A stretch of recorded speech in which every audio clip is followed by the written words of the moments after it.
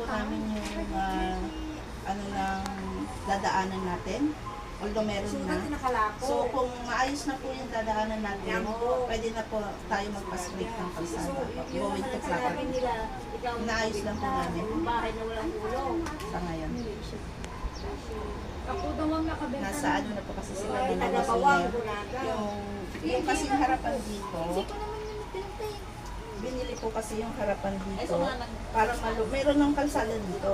Kaso ang gusto lang po ng may-ari ng property, maluwag po yung kalsada, maging 6 meters wide po. So binili pa po nila yung additional para maging maluwag yung kalsada dito. Meron na pong daan. Kaso nga lang kasi maliit pa. Kaya pathway pa lang yung pinaka-access po ng pinaka-paakyat. So hindi pa po pwede yung kalsada. At dun sa pakin dun. Nakaalis ng ganito.